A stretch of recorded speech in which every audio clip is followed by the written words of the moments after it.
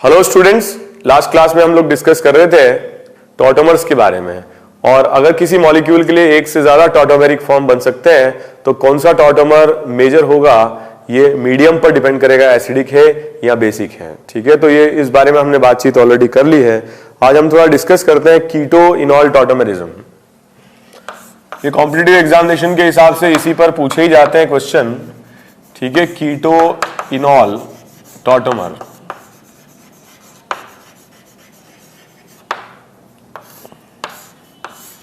जो भी टॉटोमर्स हमने क्वेश्चंस में डिस्कस किए थे मेजरली कीटो इनॉल फॉर्म थे। तो C double bond O, this is keto form, और ये इसका क्या बनेगा, इनॉल फॉर्म। ओके, तो अगर हम इसमें देखें इस इक्विलिब्रियम में, इक्विलिब्रियम कांस्टेंट हम डिफाइन कर सकते हैं K इक्विलिब्रियम कांस्टेंट। और इक्विलिब्रियम कांस्टेंट जो होगा अगर इस रिएक्शन के हिसाब से हम सोचें तो it will be the concentration of enol upon the concentration of keto. तो किसी भी रिएक्शन के अंदर जो परसेंटेज इनॉल का है वो डिटरमाइन करेगा इक्विलिब्रियम कांस्टेंट की वैल्यू। और इक्विलिब्रियम कांस्टेंट की वैल्यू से समझ में आएगा कि रिएक्शन की फॉरवर्ड जाने की ज्यादा टेंडेंसी है या बैकवर्ड जाने की ज्यादा टेंडेंसी है। Usually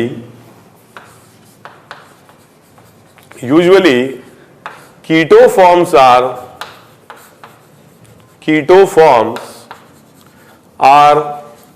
highly stable compared to enol forms। तो जो कीटो फॉर्म्स होते हैं ये बहुत ज्यादा स्टेबल होते हैं कंपेयर टू इनॉल फॉर्म। ठीक है, इनॉल फॉर्म का परसेंटेज यूजुअली कीटो फॉर्म से काफी कम रहता है। ठीक है, बट बहुत सारे ऐसे केसेस हैं जिसमें एक्सेप्शनल फैक्टर्स लग जाते हैं जिसमें इनॉल फॉर्म की स्टेबिलिटी बढ़ भी जाती है। ठीक है, ऐसा इसलिए होता है क्योंकि जो कीटो बॉन्ड है C double bond O bond energy is very high, ionic nature होता है इस बॉन्ड का as compare to CO single bond. तो इन दोनों में हम कंपेयर करें तो keto form is more stable compare to enol form. दूसरा तरीका भी ये सोचने का, जैसा कि हम बात कर चुके हैं, रिएक्शन में यहां पर O से H एसोसिएटेड है तो अल्कोहल एसिड है, और यहां C से H एसोसिएटेड है तो ये वीकर एसिड है। तो रिएक्शन कौन सी डायरेक्शन में इक्विलिब्रियम जाता है, stronger acid to weaker acid. Reaction की बैकवर्ड जाने की ज्यादा टेंडेंसी है या कीटो फॉर्म की स्टेबिलिटी इनॉल फॉर्म से यूजुअली ज्यादा होती है। ठीक है, बट कुछ ऐसे केसेस भी आ जाते हैं, जैसे कि हम बात करें एरोमेटिक इनॉल या नॉन एरोमेटिक इनॉल या एंटी एरोमेटिक इनॉल। फॉर एग्जाम्पल अगर हम इस क्वेश्चन में देखें, ठीक है, इनॉल बना सकता है और इसका जो इनॉल होगा नेचर विल बी एरोमेटिक। ठीक है, तो enol form will be aromatic in nature. If we discuss about this compound, ठीक है, and if we discuss about this compound, तो यहां पर अगर अपन देखें तो जो इनॉल होगा nature will be non aromatic. ठीक है, non aromatic, nature will be aromatic. और यहां जो इनॉल होगा इसका नेचर होगा एंटी एरोमेटिक। ठीक है, तो किसी भी इक्विलिब्रियम में जिसमें कीटो इनॉल एग्जिस्ट कर रहे हैं, the percentage of enol present, ठीक है, the percentage of enol in keto enol mixture, ठीक है, is known as enol content। तो there are three equilibrium running parallel to each other, one is this, second is this। तो यहां पर क्या होगा, इस इक्विलिब्रियम की फॉरवर्ड जाने की बहुत ज्यादा टेंडेंसी होगी। या हम ये बोले कि ये पूरा का पूरा, ठीक है, फिनोलिक फॉर्म में या एरोमेटिक फॉर्म में कन्वर्ट हो जाता है, तो मोर और लेस 100% इनॉल रहता है और मोर और लेस बहुत कम परसेंटेज कीटो बचता है, ऑलमोस्ट 0%। ठीक है, तो keto is very very less and enol is very high. अगर हम इसमें बात करें तो मोर और लेस 100% कीटो फॉर्म रहता है और इनॉल फॉर्म बनता ही नहीं, ये बोल सकते हैं लगभग 0%, क्योंकि यहां पर इसका नेचर नॉन एरोमेटिक है, इसका एंटी एरोमेटिक है। तो इस रिएक्शन के इक्विलिब्रियम की फॉरवर्ड आने की टेंडेंसी बहुत कम है, अनस्टेबिलिटी की तरफ जा रहा है और ये बहुत ज्यादा स्टेबिलिटी की तरफ जा रहा है। और यहां पर जो इनॉल कंटेंट होगा, हालांकि कीटो ज्यादा स्टेबल होता है, ठीक है, मगर यहां पर इनॉल परसेंटेज, ठीक है, कुछ रहेगा, बिल्कुल जीरो नहीं होगा। हम ये कंपैरिजन करें अगर इन तीनों मॉलिक्यूल्स के लिए, ए के लिए, बी के लिए और सी के लिए, तो सबसे ज्यादा इनॉल कंटेंट होगा ए के लिए, फिर बी के लिए होगा और सबसे कम इनॉल कंटेंट होगा सी में, ठीक है। तो इस तरीके से कंपेयर हम कर सकते हैं, जिसमें एरोमेटिक इनॉल बन रहा है, ये क्या होगा, बिल्कुल बन नहीं पाएगा, लगभग 0%, अगर एंटी एरोमेटिक बन रहा है तो, और अगर एरोमेटिक बन रहा है तो लगभग 100% इनॉल बनेगा। तो this is a very important comparison. Second comparison is related to active methylene groups. Active methylene groups, active methylene groups जो होते हैं, इस तरीके के ग्रुप्स होते हैं जहां पर CH2 की दोनों तरफ -M ग्रुप्स जुड़े हुए हों, C डबल बॉन्ड हुआ, NO2 हुआ, जो भी -M शो करते हैं, तो इस तरीके के जो ग्रुप्स होते हैं CH2, इनको बोलते हैं एक्टिव मिथाइलिन ग्रुप्स, ठीक है। तो एक्टिव मिथाइलिन ग्रुप्स में अगर अपन बहुत सिंपल क्वेश्चन से डिस्कस करना स्टार्ट करते हैं, मान लीजिए कि ये दिया जाए, तो इसके लिए हम दो टॉटोमर बना सकते हैं, लेफ्ट से भी और राइट से भी। तो अगर मॉलिक्यूल में हम बात करें तो राइट वाले में यहां एनायन की स्टेबिलिटी बहुत ज्यादा रहेगी, क्योंकि दोनों तरफ -M इफेक्ट लग रहा है। तो जब हम इसका टॉटोमर बनाएंगे तो कुछ इस तरीके से टॉटोमर हम बना पाएंगे, और यहां पर ये H और ये O आपस में H बॉन्डिंग शो करेंगे। यहां पर अगर अपन बात करें डबल बॉन्ड, ये डबल बॉन्ड, कॉन्जुगेशन में भी ये 6 मेंबर साइक्लिक किलेशन हो रहा है, ठीक है। तो ये हाईली स्टेबल इनॉल होगा, ठीक है। तो एक स्पेशल फैक्टर है, यहां पर क्या हो रहा है कि जो हाइड्रोजन है दोनों के बीच में ट्रैप हो गया है, दोनों ऑक्सीजन के बीच में, और साइक्लिक किलेट बना रहा है, 6 member cyclic ring which is highly stable. तो ऐसे केस में इनॉल का जो परसेंटेज है वो बहुत ज्यादा होता है, लगभग 70% इसके अंदर इनॉल बनता है। मगर अगर क्वेश्चन कुछ आपस में ही कंपैरिजन आ जाए, फॉर एग्जांपल ये मॉलिक्यूल दे दें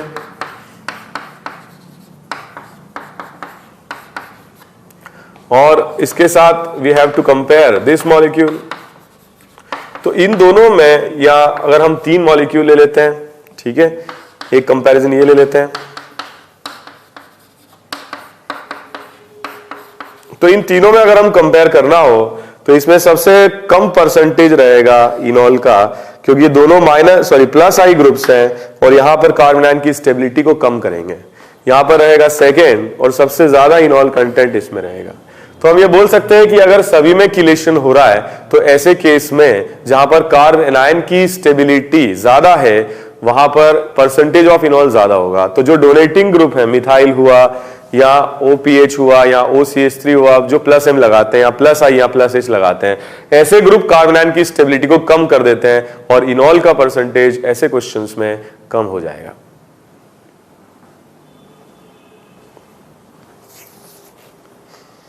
तो कुछ और क्वेश्चंस इस पर हम अटेम्प्ट करते हैं।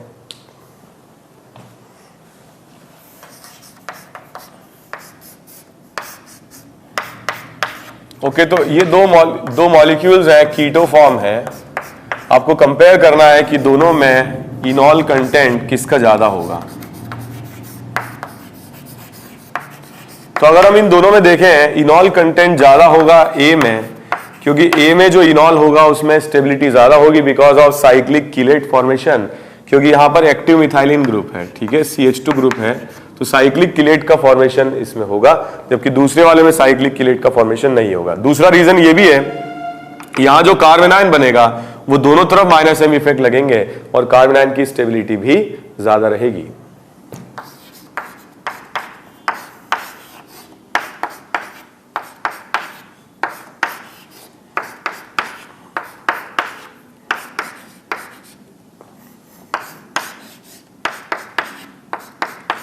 तीनों क्वेश्चंस में अगर हम कंपेयर करते हैं तो इन सभी में एक्टिव मिथाइलिन ग्रुप है, CH2C बीच में, ठीक है। तो यहां पर अगर अपन देखें तो यहां कार्बन की स्टेबिलिटी सबसे ज्यादा रहेगी, दोनों तरफ -m है और pH के साथ भी रेजोनेंस करेगा, इसलिए सबसे ज्यादा इनॉल कंटेंट इसमें होगा। यहां पर कार्बन की स्टेबिलिटी कम होगी क्योंकि +I लगेगा, और +I लगेगा तो कार्बन लेस स्टेबल हो जाएगा, लीस्ट स्टेबल हो जाएगा, थर्ड हो जाएगा, और यहां पर रहेगा सेकेंड, क्योंकि यहां पर कोई इफेक्ट ही नहीं है। Withdrawing effect most stable, donating effect least stable, और यहां पर कोई इफेक्ट नहीं है।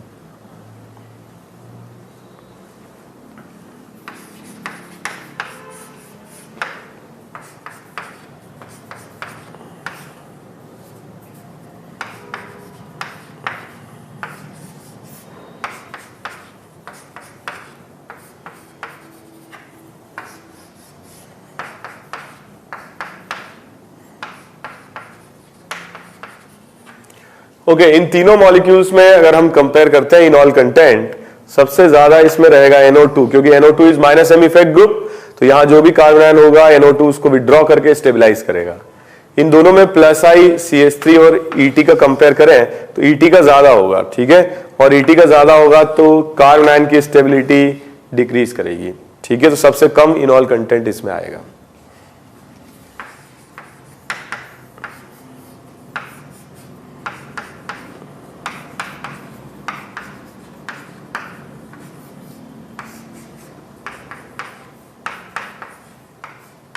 इन दोनों में अगर हम कंपेयर करें NO2 group -m, CH3 group +I, तो इनॉल कंटेंट फर्स्ट केस में ज्यादा रहेगा, ठीक है, कार्बन आयन की स्टेबिलिटी ज्यादा होगी।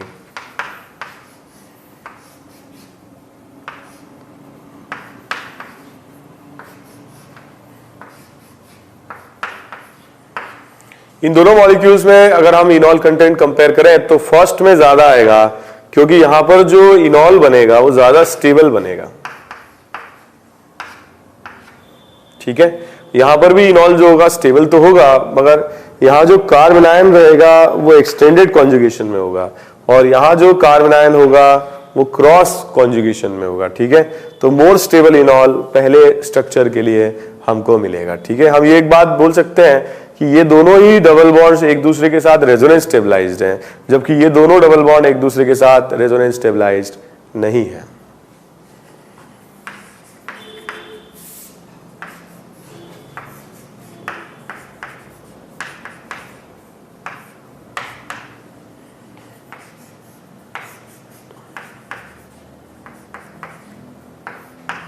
इन दोनों में अगर हम कंपेयर करें तो ज्यादा स्टेबल टॉटोमर, क्योंकि कीटो इनॉल तो नहीं है, ज्यादा स्टेबल टॉटोमर पहला वाला बना पाएगा, क्योंकि मोर नंबर ऑफ एटम्स होंगे जो कॉन्जुगेशन में पार्ट लेंगे, ज्यादा स्टेबल अल्कीन बनेगा, जबकि इसमें कम नंबर ऑफ एटम्स हैं जो रेजोनेंस में पार्ट लेंगे।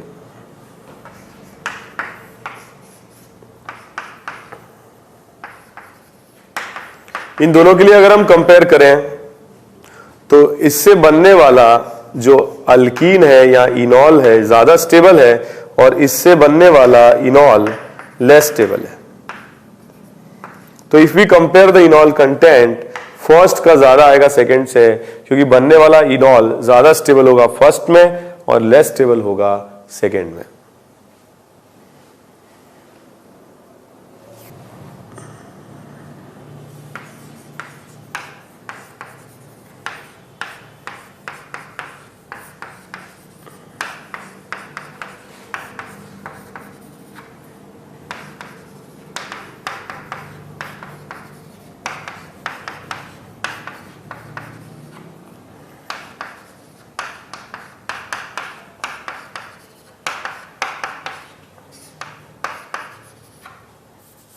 ओके, इन तीनों में अगर हम कंपेयर करें तो पहले मॉलिक्यूल में ये दोनों ऑक्सीजन एटम +m इफेक्ट लगाएंगे, और +m इफेक्ट से कार्बन आयन की स्टेबिलिटी कम हो जाएगी दोनों तरफ। यहां पर +m और यहां पर +I लगेगा, और यहां दोनों तरफ +I लगेगा, तो सबसे ज्यादा अनस्टेबल कार्बन आयन फर्स्ट में बनेगा, सबसे कम इनॉल कंटेंट रहेगा, इसमें सेकेंड और इसमें फर्स्ट होगा।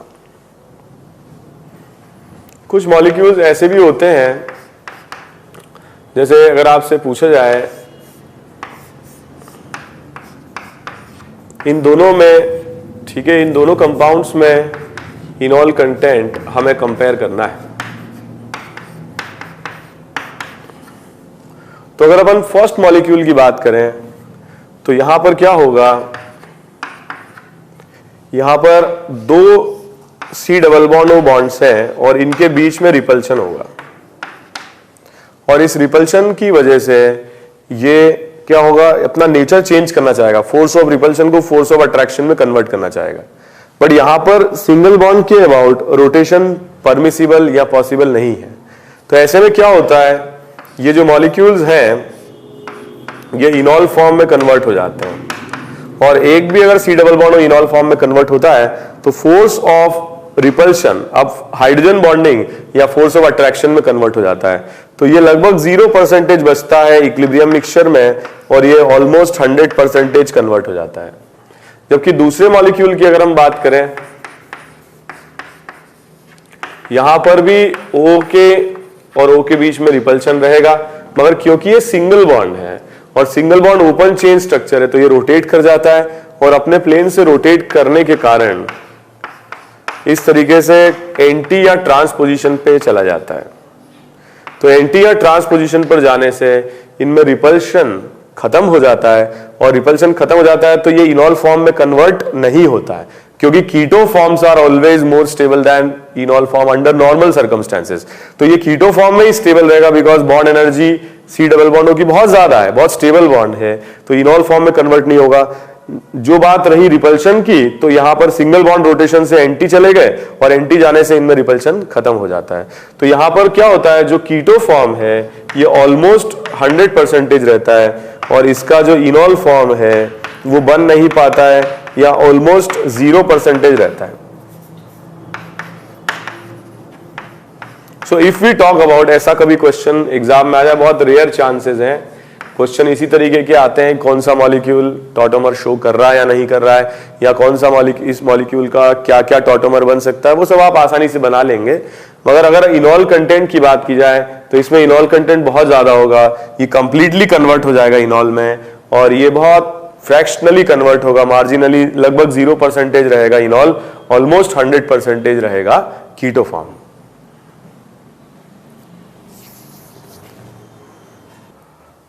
नेक्स्ट हम डिस्कस करते हैं ड्यूटेरियम एक्सचेंज। इस पर कुछ क्वेश्चंस एग्जाम में पूछे जाते हैं। Deuterium exchange,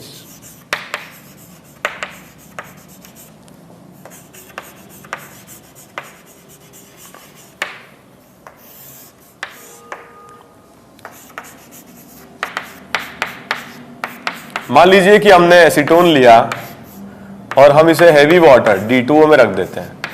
medium can be, ठीक है, आइदर एसिडिक और बेसिक, ठीक है।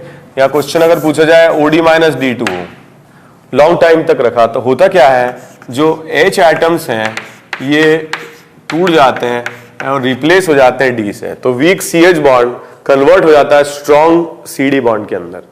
ऐसा इसलिए होता है, यहां पर अगर अपन देखें OD माइनस, अगर यहां से H एलिमिनेट करेगा during the process of tautomerisation, so it will convert into HOD CH2 negative C double bond और CH3।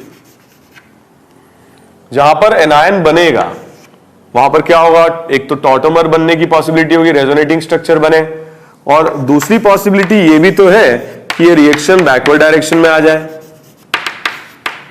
और बैकवर्ड डायरेक्शन में अगर ये आता है तो मॉलिक्यूल जो D2O हैं दे आर सॉल्वेंट, और इनका नंबर बहुत ज्यादा है। लेकिन जो HOD मॉलिक्यूल बना है इसका नंबर बहुत कम है, एक इकलौता मॉलिक्यूल है जो इस फर्स्ट स्टेप से बना, और D2O के मॉलिक्यूल बहुत ज्यादा है। तो ऐसे में क्या होता है कि जब ये दोबारा प्रोटॉन गेन करता है तो इंस्टेड ऑफ हाइड्रोजन ये D2O मॉलिक्यूल से गेन करता है ड्यूटेरियम, और यहां पर एक H इफेक्टिवली सब्स्टिट्यूट हो गया किससे, D से। तो फर्स्ट स्टेप हमने देखा था यही होता है, OD माइनस पहले H+ निकलेगा, HOD carbon ion, carbon ion पर रिएक्शन कराते हैं हम D2O के साथ, D2O के साथ यहां प्रोटॉन लग गया, प्रोटॉन लगने के बाद क्या होगा, OD माइनस बन जाएगा, ठीक है। तो यहां अगर अपन देखें इफेक्टिवली एक H हटा और एक D लग गया। नेक्स्ट क्या होगा, अगर बेसिक मीडियम है या एसिडिक मीडियम है तो फर्दर यहां पर रिएक्शन हो सकती है, और फर्दर रिएक्शन में जब OD माइनस प्रोटॉन निकालेगा तो H भी एलिमिनेट कर सकता है, D भी कर सकता है, मगर वीक बॉन्ड है CH और स्ट्रॉन्गर बॉन्ड है CD, तो ये नहीं निकलेगा, ये निकलेगा। ठीक है, जो वीकर होगा वो एलिमिनेट होगा, और वीकर अगर एलिमिनेट होगा तो यहां पर आ जाएगा CH negative D and HOD, और फिर फर्दर जब रिएक्शन होगी तो D2O मॉलिक्यूल से यहां पर क्या आ जाएगा, ड्यूटीरियम आ जाएगा। तो कहने की बात यह है कि जहां जहां कार्ब एनायन आ रहा है वहां वहां पर H हट करके ड्यूटीरियम सब्स्टिट्यूट हो जाएंगे over a period of time. तो काफी लॉन्ग टाइम तक अगर इसे रखा जाए तो सारे हाइड्रोजन हट जाएंगे और सारे हाइड्रोजन हट करके ड्यूटीरियम लग जाएंगे। अब एग्जाम में कैसे पूछा जाता है, मान लीजिए आपसे पूछा जाए इस मॉलिक्यूल में कितने हाइड्रोजन एटम्स ड्यूटीरियम में सब्स्टिट्यूट हो सकते हैं, तो यहां अगर अपन देखें अल्फा, ये भी अल्फा, ये भी अल्फा है, तो यहां पर कितने H प्रेजेंट हैं, 2, यहां पर कितने प्रेजेंट हैं, 2, तो टोटल H जो सब्स्टिट्यूट होंगे वो 4 होंगे। ये हाइड्रोजन काउंट नहीं करेंगे हम, जो अल्फा कार्बन है वही एनायन आ सकता है, और जहां एनायन आ सकता है वहीं से H हट करके और ड्यूटीरियम में सब्स्टिट्यूट हो सकते हैं। मान लीजिए क्वेश्चन दिया जाए तो इसमें कितने H हट करके ड्यूटीरियम से सब्स्टिट्यूट होंगे, ये अल्फा, ये भी अल्फा, यहां कितने H, 2, यहां कितने H हैं, 2, तो टोटल सब्स्टिट्यूट होंगे 4। ठीक है, जैसे मान लीजिए क्वेश्चन दिया जाए आपको, तो यहां पर कितने H ड्यूटीरियम से सब्स्टिट्यूट होंगे, इस अल्फा कार्बन पर एक भी H अवेलेबल नहीं है, ठीक है, मिथाइल ग्रुप्स हैं, और यहां अगर अपन देखें तो 2 H अवेलेबल हैं, तो नंबर ऑफ H जो सब्स्टिट्यूट होंगे वो होंगे 2।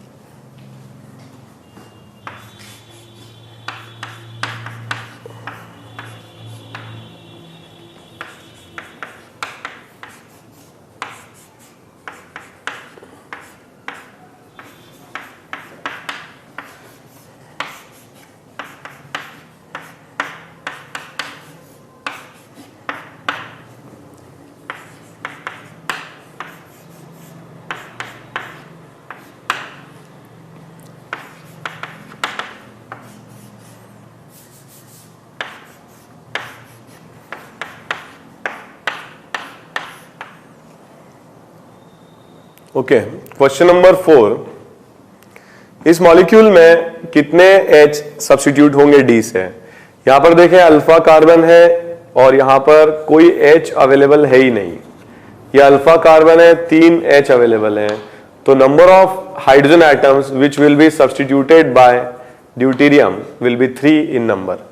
इस मॉलिक्यूल में अल्फा कार्बन है मगर कोई हाइड्रोजन नहीं है, यहां पर अल्फा कार्बन है, 3 H है, so number of hydrogen atoms which will be substituted will be 3 in number. Next question, यहाँ pH है रेजोनेंस स्टेबलाइज्ड, ठीक है, अल्फा कार्बन है, वहां पर कोई H अवेलेबल नहीं है, number of alpha H which will be substituted by deuterium will be 3 in number.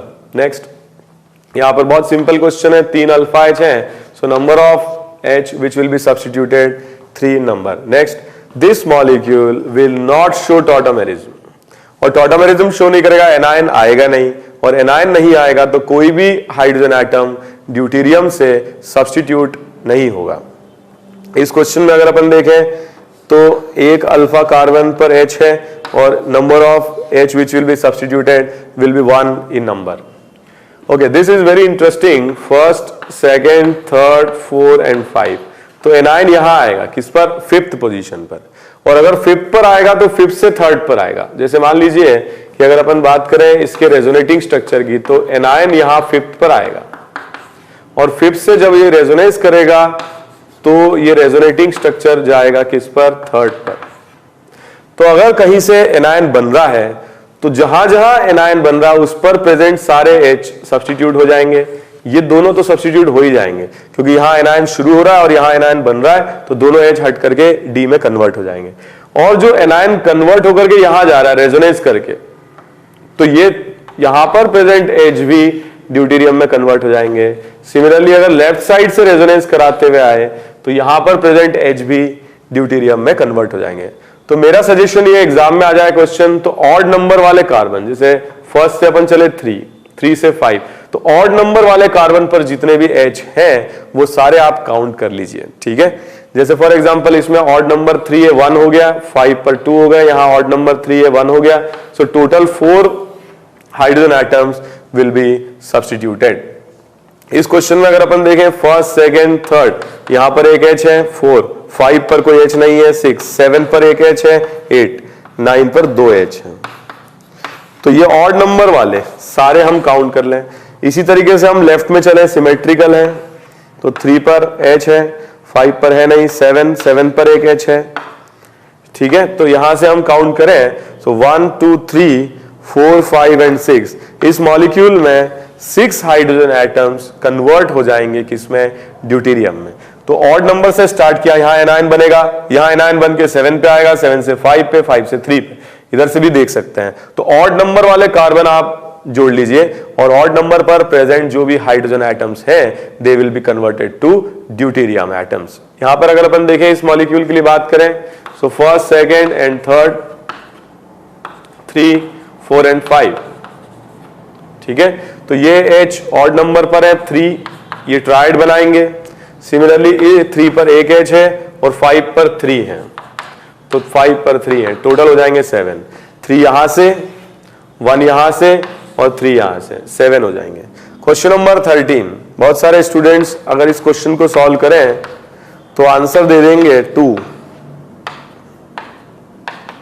ये बिल्कुल रॉन्ग आंसर है, इसका आंसर होगा 0, क्योंकि टॉटोमेरिज्म शो ही नहीं करेगा, क्योंकि यहां पर कार्बन आयन की पॉसिबिलिटी है ही नहीं, क्योंकि ये ब्लॉक्ड है, नो हाइड्रोजन।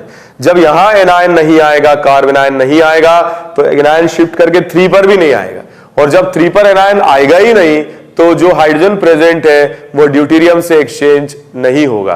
तो सबसे पहले आप पॉसिबिलिटी चेक कर लें कि टॉटोमर बना भी पा रहा है या नहीं। अगर नहीं बना पा रहा है तो फिर ड्यूटेरियम एक्सचेंज पॉसिबल नहीं है। अगर बना पा रहा है तो ऑड नंबर पर प्रेजेंट कार्बन एटम पर जो भी हाइड्रोजन है उन सबको काउंट कर लीजिए।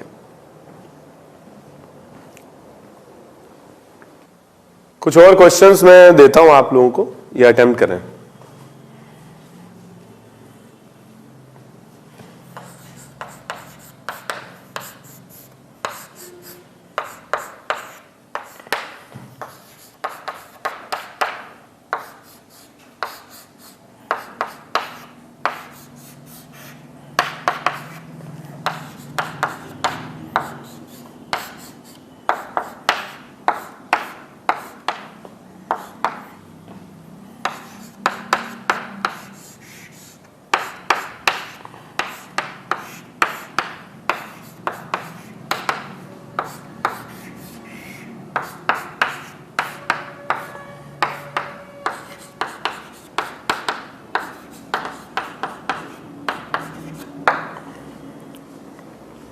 ये क्वेश्चंस करिए।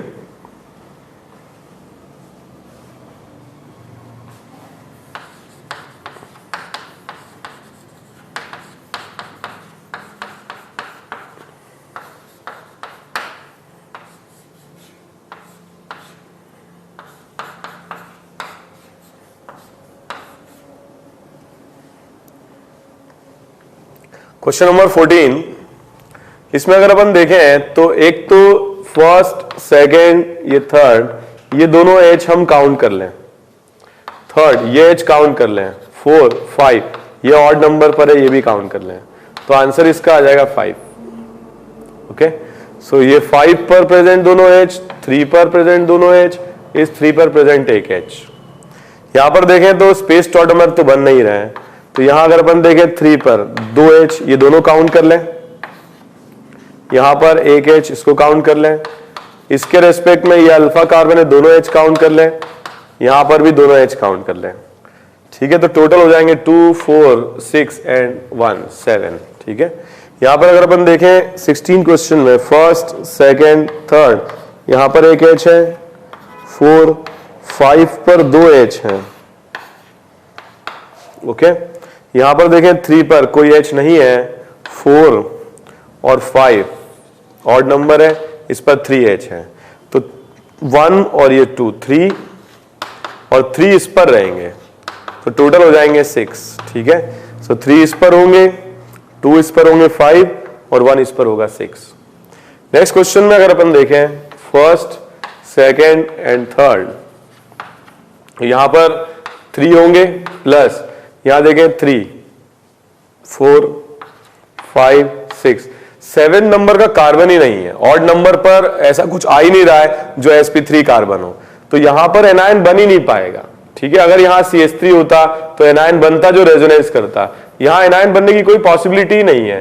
तो अगर एनायन नहीं बन रहा तो स्पेस टॉर्टमर नहीं बनेगा, तो इसका आंसर सिर्फ 3 होगा।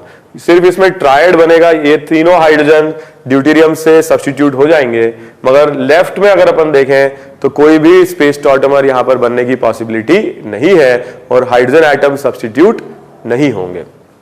इसके लिए अगर अपन बात करें फर्स्ट, सेकेंड और थर्ड, ये तीनों H सब्स्टिट्यूट हो जाएंगे, 3, 4, 5, 6 एंड 7। यस, तो यहां पर ऑड नंबर पर आ रहा है, तो 3 ये काउंट कर लें आप, 1 ये काउंट कर लें, 1 ये काउंट कर लें, सो टोटल हो जाएंगे 3 + 1 4 + 1 5 + 3 8। So answer will be 8, 3 + 3 6 + 2 8। Okay, question number 19 टॉर्टमर नहीं बनेगा और इसमें एक भी हाइड्रोजन एटम ड्यूटेरियम से सब्स्टिट्यूट नहीं होगा। नेक्स्ट क्वेश्चन, कितने होंगे यहाँ पे 3 + 3, ऑलरेडी यहाँ ड्यूटेरियम है तो इसको लेने का कोई फायदा नहीं है, यहां पर केवल 3 ये H होंगे जो ड्यूटेरियम से सब्स्टिट्यूट होंगे। क्वेश्चन नंबर 21, यहां पर अल्फा कार्बन तो है मगर H नहीं है, टॉर्टमर नहीं बना सकता है और इसमें ड्यूटेरियम एक्सचेंज भी पॉसिबल नहीं है।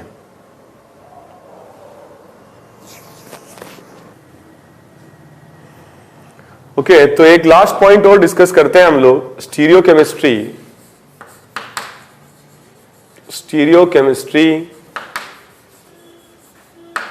इन टॉर्टमर्स। स्टीरियोकेमिस्ट्री इन टॉर्टमर्स, बहुत सिंपल बात अगर अपन करें, एक मॉलिक्यूल है हमारे पास HC डबल बॉन्ड हो, CH, CH3 एंड PH। अगर इसे बेसिक मीडियम में रखा जाए या एसिडिक मीडियम में रखा जाए, मान लीजिए ये कायरल कार्बन का कॉन्फ़िगरेशन R है, तो थोड़े टाइम के बाद, कुछ ड्यूरेशन के बाद इसमें रेसमाइजेशन हो जाता है और R और S दोनों का 50-50 मिक्सचर यहां पर हमको मिलता है। ऐसा क्यों होता है ये हम देखते हैं। अगर अपन यहां पे देखें तो एक H है अल्फा पर, और अगर मीडियम बेसिक है तो OH माइनस ट्रैप करके इस H को H+ के फॉर्म में निकाल लेगा, और H+ के फॉर्म में निकाल लेगा, क्या बन जाएगा H2O, और यहां पर आ जाएगा कार्बन पर लोन पेयर या नेगेटिव चार्ज। ओके, तो ये जो लोन पेयर या नेगेटिव चार्ज है, सेकेंड स्टेप में ये C डबल बॉन्ड के साथ रेजोनेंस स्टेबलाइजेशन शो करेगा, और रेजोनेंस स्टेबलाइजेशन शो करेगा तो इस फॉर्म में चला जाएगा प्लेनर स्ट्रक्चर के फॉर्म में।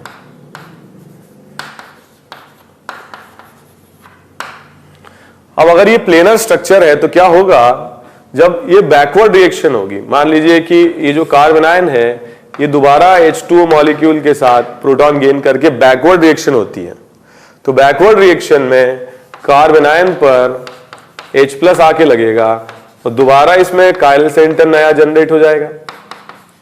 बट जब ये नया जनरेट होगा, क्योंकि ये स्ट्रक्चर प्लेनर है, तो क्या होगा, अगर ये नया जनरेट होगा तो दोनों फॉर्म बनाएगा RB और SB, और अगर दोनों फॉर्म्स बनेंगे R और S तो यहां पर क्या होगा, रेसमाइजेशन हो जाएगा। The nature of this molecule will be, it will be a mixture which will B optically inactive,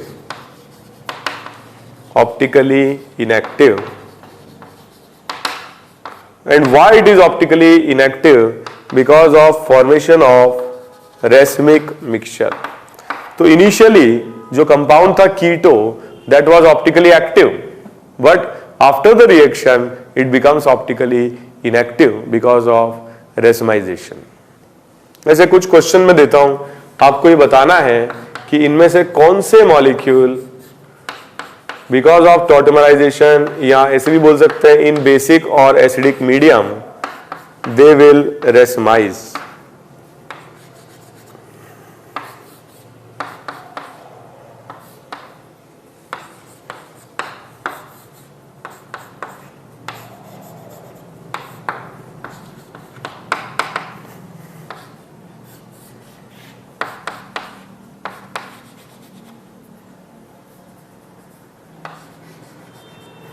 okay, question number 1, यहां पर अगर अपन देखें तो यहां पर अल्फा कार्बन है, एक H है, कायरल सेंटर है, और इसी कायरल सेंटर से H प्लस एलिमिनेट होगा, एनायन बनेगा, और एनायन बनेगा तो फिर क्या होगा, बैकवर्ड रिएक्शन से जब H दोबारा आएगा तो इसमें R और S दोनों बन जाएंगे.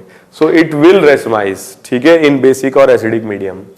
इस क्वेश्चन में अगर हम देखें दोनों में से कोई भी कायरल सेंटर नहीं है, और अगर कायरल सेंटर नहीं है तो क्या होगा, इसमें रेसमाइज होने का कोई स्कोप नहीं है. ठीक है, यहां अगर अपन देखें, यहां पर ये कायरल सेंटर नहीं है, दोनों ग्रुप्स आइडेंटिकल है, और यहां पर भी रेसमिक मिक्सचर बनने का कोई स्कोप नहीं है.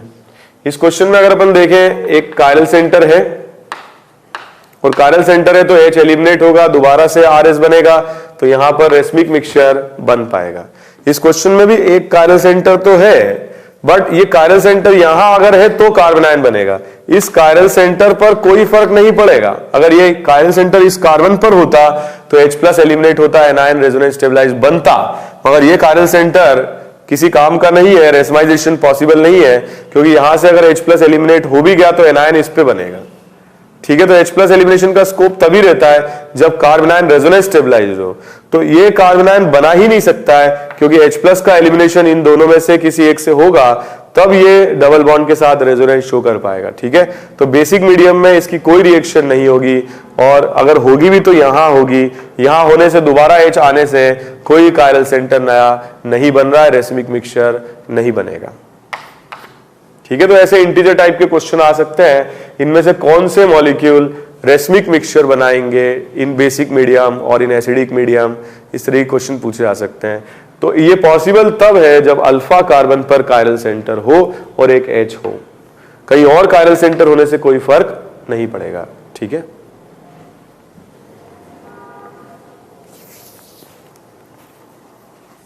कुछ बेसिक क्वेश्चंस मैं आप लोगों को कराता हूं जो टॉटोमर्स पर पूछे जा सकते हैं, बहुत कॉमनली पूछे जाते हैं. इतना इंपॉर्टेंट टॉपिक नहीं है, कुछ क्वेश्चंस अगर आते हैं तो काफी आसान क्वेश्चन इस पर आते हैं. मेरा पहला क्वेश्चन है, which of the following compounds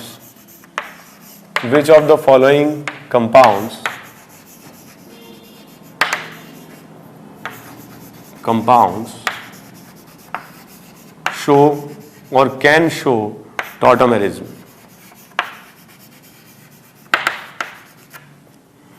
ठीक है, तो ये सब लोग अटेम्प्ट करें.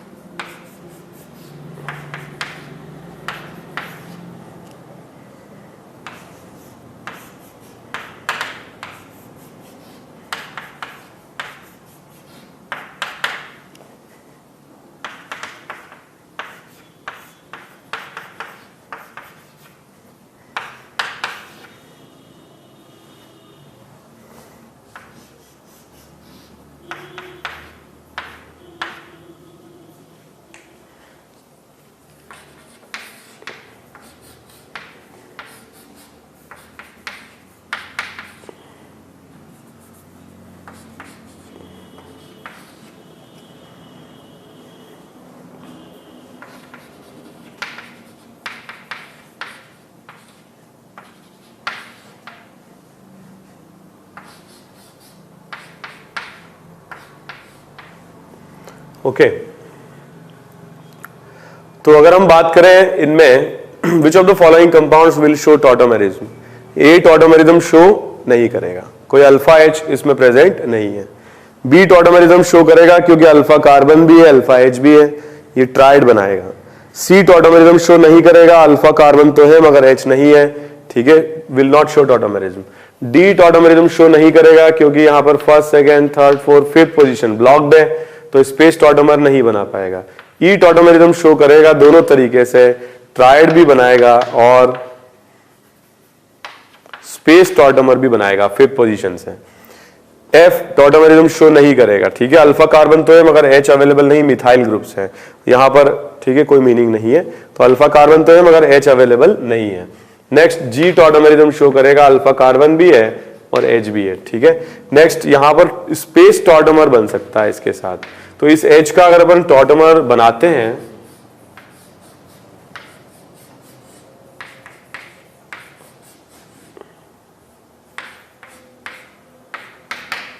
तो इस तरीके से स्पेस टॉटोमर एच में बन सकता है।